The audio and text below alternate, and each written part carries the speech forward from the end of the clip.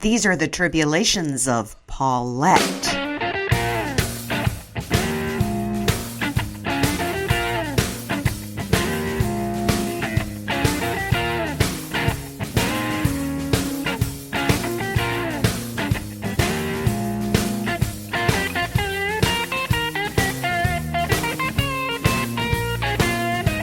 I'm damaged goods, brought on by an accident with the intruder.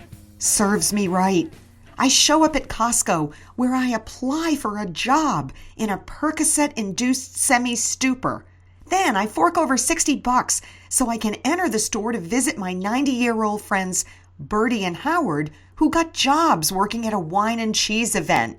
It's easy to find them way at the back of the store because they're wearing toques. Hundreds of shoppers are milling around.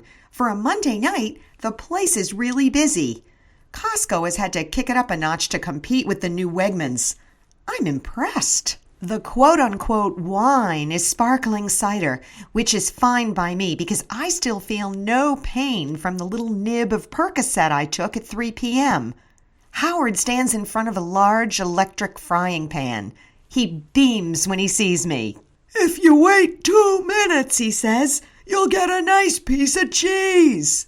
90-year-old Howard, who I can say with reasonable certainty has never done so much as boil water, sprays the hot frying pan generously with butter flavor Pam. Then he tosses in a 5x5 brick of feta. As the cheese hits the heat, it ricochets back and forth like a pinball. Howard pushes the cheese around and gives it his best Bobby Flay, chatting up his audience. He clearly enjoys his new celebrity chef status, even if it is at Costco. But then things take a turn for the worse. The butter flavor Pam begins to smoke heavily, and it turns black. The cheese looks like it has been dunked in motor oil. It hasn't melted, and it's not brown. In fact, its shape hasn't changed from when it hit the pan, with the exception of a few dents here and there from Howard knocking it around. There's a strong smell of burning plastic. I look into the pan. The cheese is still covered in cling wrap. The crowd, sincere in their belief that they're watching culinary mastery, form an enthusiastic queue in front of Bertie, who holds a bowl of salt-free crackers. "Line up here for Triscuit," she says. Howard lifts the cheese out of the pan with a big fork. Dangling from it is an umbilical cord of caramel-colored plastic, dripping with black butter flavor Pam. And that's my cue to exit.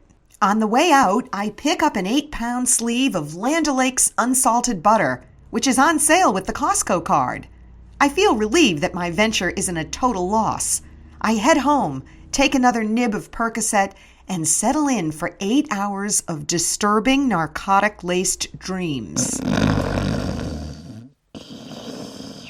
When I wake up in the morning, reality sets in quickly. Times are tough. With the exception of the bathroom scale, losses pile up everywhere I look. My husband Dave lost his job. We've lost a great deal of money, and we may lose our house. Currently, my only job prospect is hawking my English friend Biscuit's homemade deodorant, which I call Apply. Even the intruder is turned on me. Who would have thought that so much pleasure could turn so quickly into so much pain? Well, anyway, I have one thing to look forward to today, an acupuncture appointment, which I'm told is going to work wonders for my neck. But first, I agree to meet my friend Biscuit and a friend of hers for coffee to discuss the official launch of Apply deodorant. We're able to score a couple of seats at Sofra, the Middle Eastern bakery in Cambridge. Biscuit's pal is a personal life coach who just mentored herself through a nude spread in a local magazine promoting her quote-unquote business. Since she heard we were in at the Patriots, she's been all over us. Maybe it's a side effect of the drugs I'm on, but while the life coach is mid-soliloquy on how we should market Apply, I feel an irresistible urge to throw my water in her face. The impulse is so strong that I have to get up and move away. Pumped up on caffeine, shaky and feeling out of control from the dull pain in my neck, I migrate back to the counter, where I purchase a Turkish breakfast, half a dozen Persian donuts, and a shakshuka. I carry the food and the pastries back to our table, but the craving to throw water in this woman's face hasn't passed. Now I'm wondering how this soft-boiled egg would look on her head. I could top it off with a clump of spoon sweets massaged into her widow's peak for extra effect. Oh my God, this is so troubling. Riddled with anxiety, I eat quickly, make apologies about my neck, and exit. I'm going to see Biscuit and her husband Ed later anyway at the ART, along with Danny Shorter, the obnoxious little man who is filling in once again as my theater date. I head to the Japanese acupuncture center in Watertown.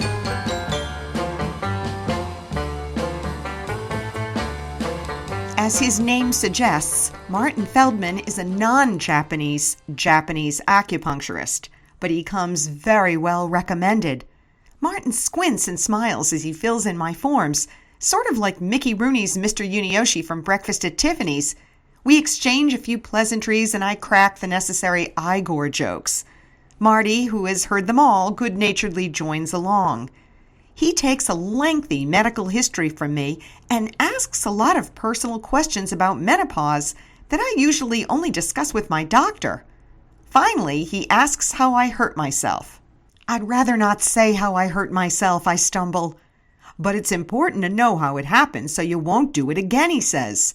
Quite frankly, Marty, if I had to choose between a wheelchair and the intruder, there would be no contest. And think what I'd save on shoes.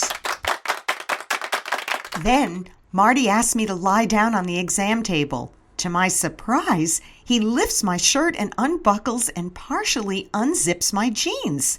Before I have a minute to object, he begins to aggressively palpate my abdomen. Now I know why alternative medicine has such a hard row to hoe. I look at the clock and wonder if and when the acupuncture will begin in earnest. Marty mumbles something about toxins and meridians and continues to grope and palpate my stomach. Uh-oh, I feel another urge now, the need to pass gas. It must be the soft-boiled egg. I contract every muscle in my control area to keep from issuing a gargantuan Turkish fart. Marty keeps pressing. Relax, he says. I can't bear to look at him. I close my eyes and concentrate on reabsorption. Marty finally gets to the task at hand, and soon I'm filled with tiny, flexible needles. Then Marty tells me he'll be back in 10 minutes, and he leaves the room. I drift off to a half sleep, and while I'm there, the most extraordinary thing happens. The entire pathway of pain ignites like a fluorescent light, lifts itself out of my body, hovers for a minute, then dissipates. I can't believe what just happened. It's miraculous. I feel such relief that momentarily I forget my colon control, and the withheld soft-boiled egg ekes out.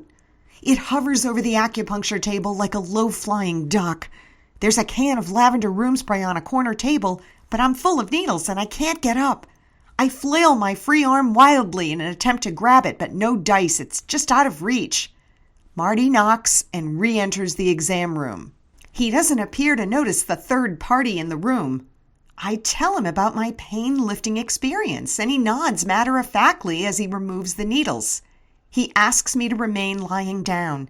Then he takes a match to an inch of brown, doughy, incense-like stuff called moxa, which he rolls into a ball, presses on my neck, and lights on fire. Thank God for the match.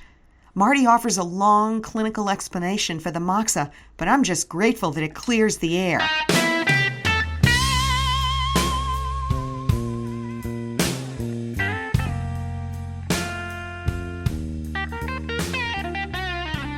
I skip through the rest of the day completely and bizarrely pain-free. The house is in order, the laundry's done, and I make a great dinner.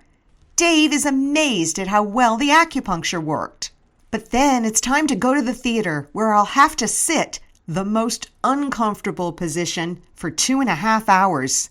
Just in case, I break off yet another nib of Percocet and down it in the lobby of the ART as Biscuit, Ed, and Danny Shorter walk toward me, waving their playbills.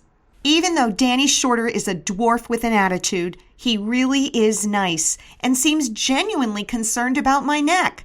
He switches seats with me so I can sit more comfortably on the aisle side. The play is Beckett's Endgame. 20 minutes after the curtain rises, the Percocet kicks in, and I start to feel anxious, just like I was in the bakery this morning. But what I feel like doing is way worse than throwing water at a life coach. I have the irresistible Tourette-style urge to jump up and shout at Ham and Clove, "Enough!" or "Leave that room!" This is the reverse of stage fright.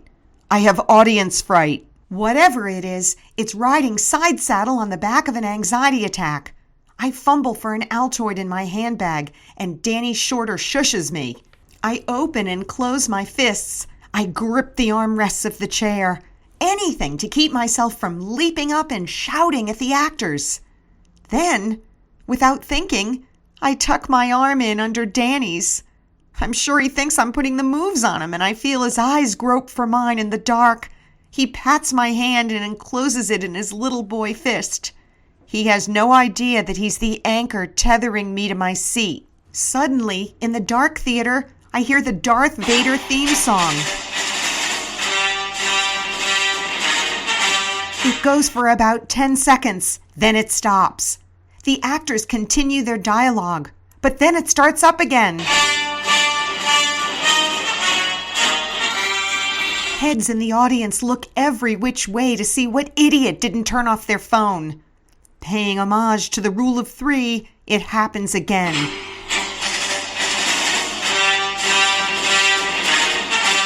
The actor who plays Ham stands up out of his wheelchair and walks down stage.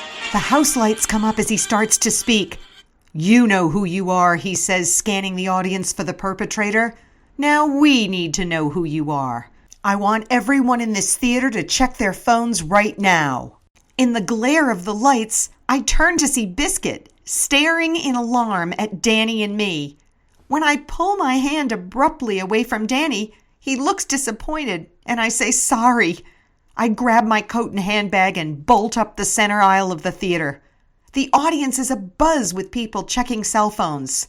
It erupts as they notice me hightailing it out. When the actor announces, "Well, I think we've found our culprit," I finally have my chance to shout at the stage, "It's not me! That's not why I'm leaving!"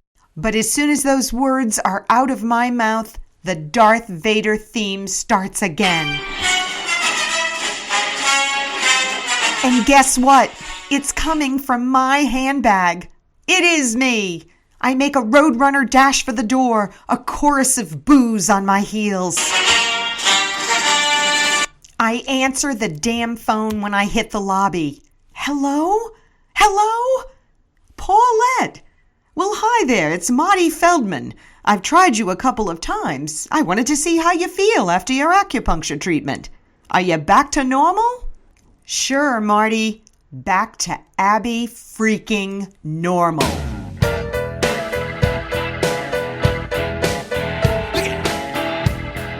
This is Eric Fontana. Some got it good, some got it bad.